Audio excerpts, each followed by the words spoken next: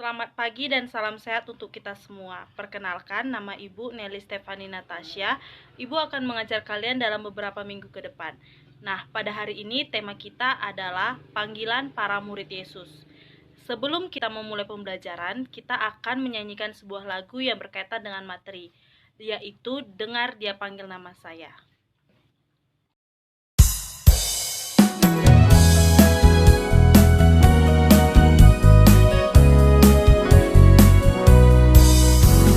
Dengar Dia panggil nama saya, dengar Dia panggil namamu. Dengar Dia panggil nama saya, juga Dia panggil namamu. Dengar Dia panggil nama saya, dengar Dia panggil namamu. Dengar Dia panggil nama saya, juga Dia panggil namamu.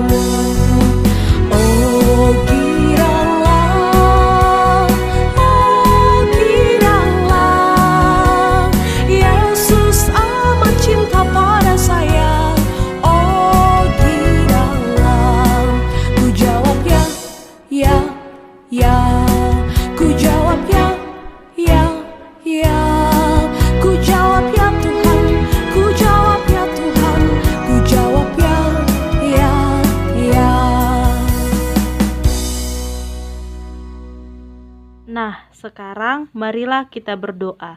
Dalam nama Bapa dan Putra dan Roh Kudus. Amin.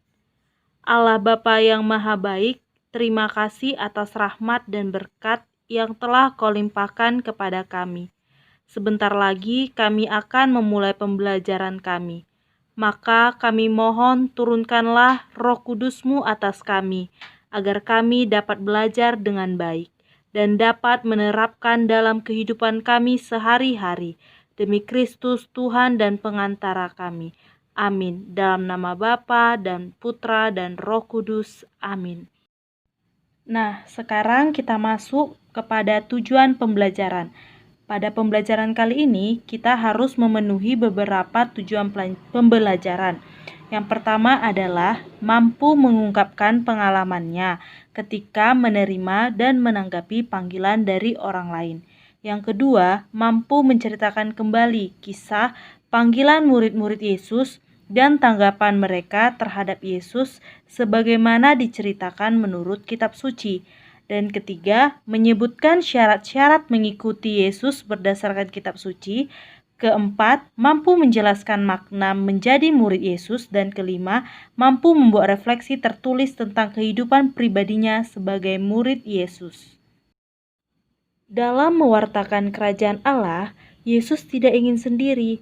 Namun, Yesus melibatkan beberapa umat untuk membantunya. Oleh karena itu, Ia memanggil beberapa orang untuk menjadi muridnya dan menjadi partner dalam mewartakan kerajaan Allah.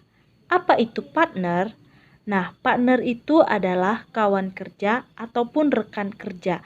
Berarti murid Yesus berperan sebagai kawan kerja atau rekan kerja Yesus dalam mewartakan kerajaan Allah.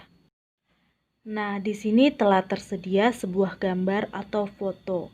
Di dalam foto ini terdapat Yesus yang sedang mengetuk sebuah pintu rumah. Apakah ada yang kelihatan janggal dari foto tersebut?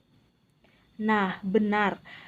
Pintu dari rumah tersebut tidak memiliki pegangan dari luar, tetapi memiliki pegangan dari dalam saja, yang artinya hanya bisa dibuka oleh orang yang ada di dalam rumah. Hal itu dapat kita ibaratkan seperti hati kita. Yesus datang mengunjungi hati kita dan mengetuk hati kita.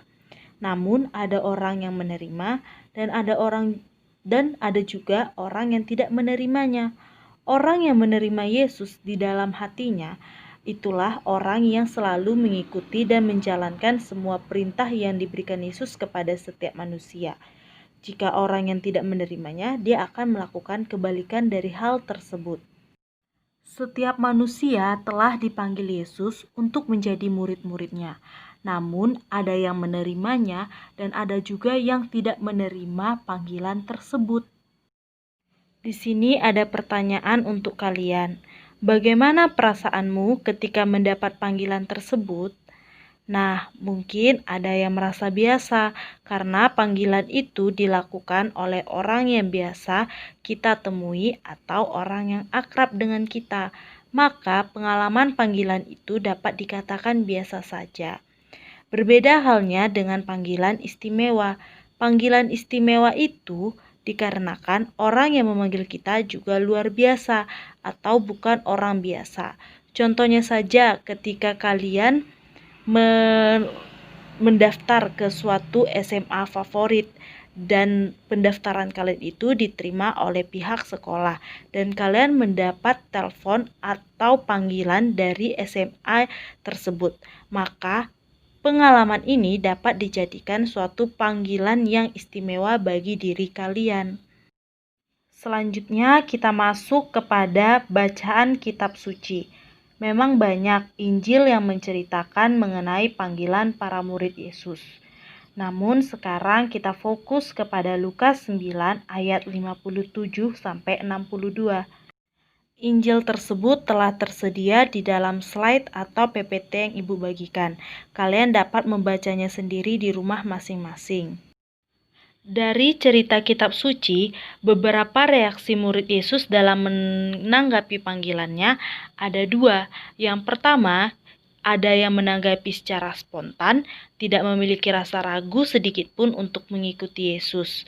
Dan yang kedua, ada yang mengikuti Yesus tetapi masih ragu dan ingin menyelesaikan terlebih dahulu mengurusi urusan pribadinya. Seperti pada bacaan Lukas tadi, ia ingin meminta izin kepada Yesus untuk menguburkan bapaknya terlebih dahulu. Nah, para murid Yesus yang dipanggilnya itu bukanlah orang-orang yang memiliki kekayaan duniawi, bukan juga para penguasa, melainkan para nelayan, orang sederhana, bahkan ada juga orang berdosa yang dipanggil Yesus untuk menjadi muridnya. Syarat-syarat sebagai murid Yesus. Apa sajakah itu? Yang pertama adalah menyangkal diri. Menyangkal diri di sini maksudnya kita menurunkan ego atau menjauhkan ego dari dalam diri kita. Yang kedua adalah mengikuti Yesus. Ya, tentu saja jika kamu ingin menjadi murid Yesus, maka kamu harus mau mengikutinya. Dan yang ketiga adalah memanggul salibnya. Di sini artinya kamu mau menerima dan menjalankan tugas serta tanggung jawab untuk menjadi pengikut Kristus. Nah, itulah ketiga syarat untuk menjadi murid Yesus seperti yang ada di dalam Alkitab. Selanjutnya ada makna panggilan murid Yesus. Yang pertama, sikap positif dari Yesus. Di sini Yesus berinisiatif memanggil manusia. Yang kedua, adanya unsur keterbukaan. Yesus memanggil para murid dari semua lapisan, seperti yang Ibu katakan tadi. Murid Yesus dipanggil bukan dari orang yang kaya, namun orang yang sederhana. Yang ketiga, panggilan Yesus ini menuntut adanya suatu perubahan hati atau suatu pertobatan. Dan keempat, menjadi murid Yesus adalah ikut serta dalam pelayanannya.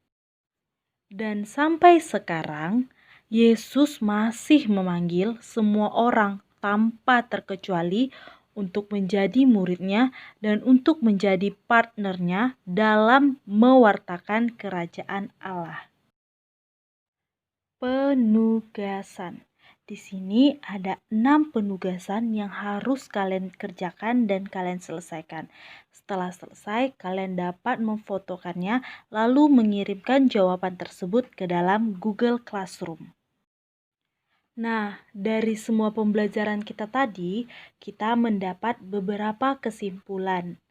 Kesimpulan yang pertama itu adalah melibatkan umat untuk mewartakan kerajaan Allah. Oleh karena itu, ia memanggil beberapa orang untuk menjadi murid-muridnya. Dan kedua, tujuan Yesus memanggil murid-muridnya adalah agar orang turut ambil bagian dalam tugas perutusannya, yaitu mewartakan kabar keselamatan kerajaan Allah. Yang ketiga, Yesus memanggil banyak orang dari berbagai kalangan. Dan reaksi jawaban murid Yesus itu juga ada yang percaya dan ada juga yang menanggapinya dengan ragu-ragu. Dan yang keempat atau yang terakhir, syarat menjadi murid Yesus ialah menyangkal diri, mengikuti Yesus, dan memanggul salibnya. Nah, sampailah kita di penghujung pembelajaran. Untuk menutup pembelajaran pada hari ini, marilah kita berdoa. Dalam nama Bapa dan Putra dan Roh Kudus. Amin. Allah Bapa yang Maha Baik, terima kasih atas berkat dan penyertaan-Mu dari awal, pertengahan, hingga akhir pembelajaran kami ini. Berikanlah apa yang kami pelajari tadi dapat selalu kami ingat dan dapat kami terapkan dalam kehidupan kami sehari-hari demi kemuliaan nama-Mu. Demi Kristus, Tuhan dan pengantara kami. Amin. Dalam nama Bapa dan Putra dan Roh Kudus. Amin. Sampai berjumpa di pertemuan berikutnya. Terima kasih telah mengikuti pembelajaran. Tuhan memberkati.